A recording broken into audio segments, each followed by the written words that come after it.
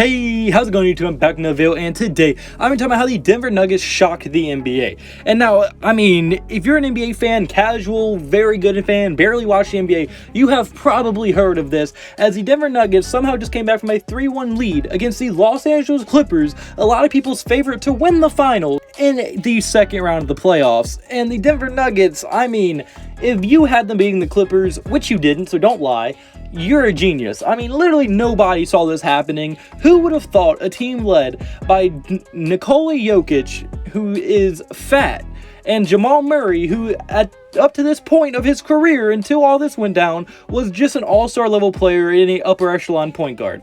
Nobody in their right mind, especially even after the first round where they almost lost to the Utah Jazz, no one, and I mean literally nobody in the NBA, or at least NBA analysts, could have ever predicted that the Denver Nuggets would be the team in the Western Conference Finals. And yes, I know they're ranked high, but still, nobody realized, like, what the actual shit.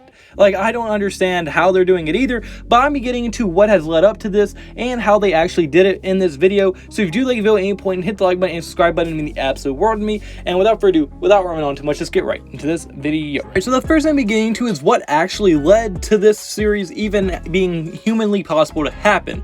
Well, in the first round against the Utah Jazz, the Nuggets found themselves in the exact same situation. They were down 3-1, and I mean, they were pretty convincingly down 3-1. Like, it looked bad. 2 of those 3 losses looked very, very bad, as they were by 20 or more points. So, I mean, really, if you're just any fan watching those games, you're 1, thinking Utah is the better team, and 2, thinking Utah just doesn't stand a chance, they're not as good, they're not going to be able to come back from 3-1.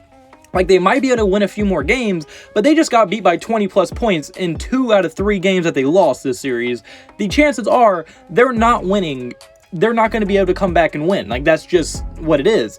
Well, that's what you would think, but I mean, because you went from Jamal Murray, who in the first 4 games was averaging 20.7 points per game, 6.3 assists per game, 4.3 rebounds per game through the first 3 games, to a Jamal Jordan, or LeBron Murray, who decided to average 40 points per game, 6.3 assists per game, 6.5 rebounds per game on 56% shooting from the 3-point line, and was able to be the biggest push factor ever to come back from a 3-1 lead. The reason that they were able to is because Jamal Murray, for some reason, decided to go from Jamal Murray to Stephen Curry and Magic Johnson combined. So, I mean, it was just ridiculous. He was putting up 50, 40-point nights literally every single night after they went down 3-1, and he was literally unguardable, and the only reason they were able to win is because of how good Jamal Murray ended up playing and how much better and how much more he started scoring in those final 4 games, which is utterly ridiculous. Like, how can you go from averaging 20 to 40 and doubling your points per game? I don't know. Just absolute ridiculousness, but I mean, they were able to do it, and after they came back from that 3-1 lead against Utah, that's when they decided to go play the Los Angeles Clippers. And now a lot of people, including me, when they saw this matchup, they were kind of disappointed because I wanted to see Utah versus the Clippers because I felt like that would be a better matchup. Well, obviously, we were very, very wrong on that, as they started off 1-1, and you're kind of like, oh, the Nuggets kind of got a chance, but then they went on to lose the next 2 games, and they found themselves down 3-1 once again. And at this point in time, nobody in the world, I don't care who you are, I don't care how diehard of a Nuggets fan you are, you thought the Nuggets were done. Even if they won the next game, they were done. There is no chance that they're coming back from a 3-1 lead against Kawhi Leonard and Paul George. Well, that's what you would think if you were a normal human. Well, that usually would be the case because, I mean, Kawhi Leonard is a Finals MVP and should be a MVP. Does he have MVP? I don't know. A few-time Defensive Player of the Year, and Paul George is an All-NBA type player. So obviously, there's no way they're coming back, right? Well, that would be correct if Jokic didn't decide in the last 3 games to become the best big man to ever live and to give his best Wilt Chamberlain impression, averaging 28 points per game, 1.5 blocks per game, 15 rebounds per game, and 6 assists per game. So, with that being said, oh yeah, and he also shot 50% from the 3-point line. So with all that being added together, and then you add on top of that, Jamal Murray decided to become Jamal Jordan once again, just for a few more games, and he was able to average a staggering 28 points points per game, 1 steal per game, 6 assists per game, 6.5 rebounds per game, 66% from the three-point line. Well, the Los Angeles Clippers couldn't do very much against that. When players get as hot as that, there's literally not a thing you can do about it. When a 7-foot, 200-something pound big man in Nikola Jokic is shooting 50% from the three-point line, but can also pass how good he can, that is unstoppable. There's nothing you can do about that, because very little people can even contest a shot from a 7-footer. And then when you add in the that if you double team him, he's going to find the open guy, as he's one of the best passers in the NBA. Like, I mean, he's like the Lonzo Ball of centers. He can find anyone, anywhere. He will pass it. So if you double team him, it's a bucket. Like, you can give up. It's either they missed a shot or they make it because they're wide open. Like, there's no in between. There's nothing you do. You can't double the dude. And then if you double him, then he's going to probably pass to Jamal Murray, who is also equally on fire, averaging 66% from the three-point line, and he is going to hit that almost every single time because he's wide open, because his guy went double Nikola Jokic.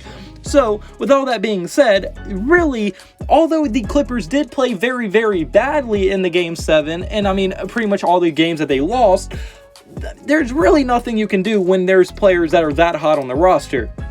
And, like, that's pretty much what led to this. But now, how did they do it? Like, we see what they did, but how were they able to do it? Well, my first one is they literally feel absolutely no pressure.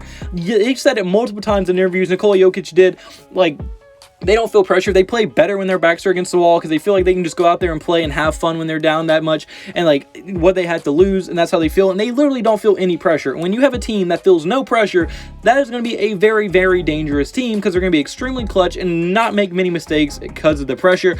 Like, they're just going to be able to play their basketball. And Nikola Jokic might be one of the most slow players in the NBA, but that's probably his best attribute, as it is literally impossible to speed him up. Like, he is like, it's like the turtle versus the hare type story, because, like, yes, the people are usually faster than him and they're better than him at most things, but he's so patient, he's so slow, and he can just keep it, like, dribble. He doesn't make mistakes because he takes his time. It's just crazy how good this dude is and how unathletically gifted he is at the same time. Like, that's what his biggest gift is, not being athletically gifted, and that's weird to say, but it just helps him play so much. It's absolutely ridiculous. And then obviously Jamal Murray has shown that his best games come from the biggest ones. So, I mean, just doing your two-star players are that clutch, it just really alleviates all the pressure off the rest of the team, and they can just go out there and play their own games, because they know Nikola Jokic and Jamal Murray are going to be averaging around 70 points per game combined between the two, and that the role players can just play their role and do what they do best. So yeah, and now my second reason is going to be the matchups throughout the two series that they have been in, and this is also going to be the reason why I don't see they're going to beat the Lakers.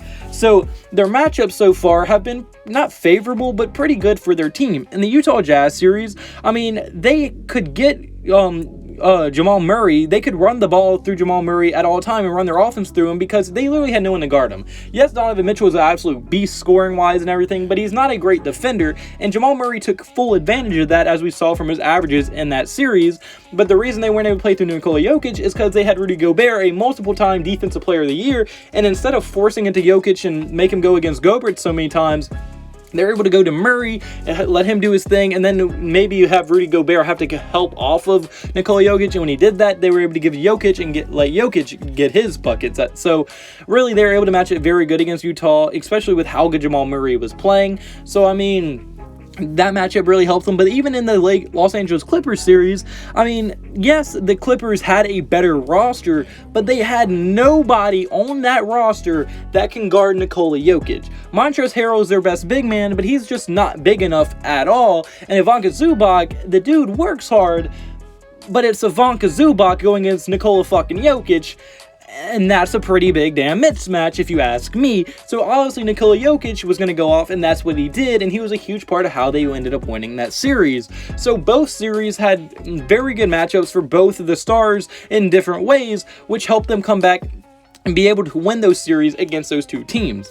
But also, matchups are the reason I don't have them beating the Los Angeles Lakers. As the same way that they had no one that could guard Nikola Jokic and no one could guard Jamal Murray, Well, now that's kind of reversed, as they have nobody on that roster that can guard LeBron James, and Anthony Davis can guard Nikola Jokic, and Rajon Rondo, although not a great player, is a very smart player, and he can help guard Jamal Murray. And then really outside of that, the role players are all about the same, and I'm taking LeBron and Anthony Davis over Jamal Murray and Nikola Jokic any day. So that's why I think they're not going to be able to beat the Lakers, but I wouldn't be surprised at this point. Nothing can surprise me at this point for this Nuggets team. So yeah, but that's going to be it for this video. So comment below, guys. Do you agree with me? Do you think the Lakers are going to win? Do you think that's how the Nuggets shock the NBA? I want to hear our thoughts in the comment section below. If you did like the video, hit the like button and subscribe button. I mean the absolute world to me, and I hope you have a blessed day. Have a blessed day. So you need to have a blessed day. See you in the next video. Goodbye. Boo. Blah.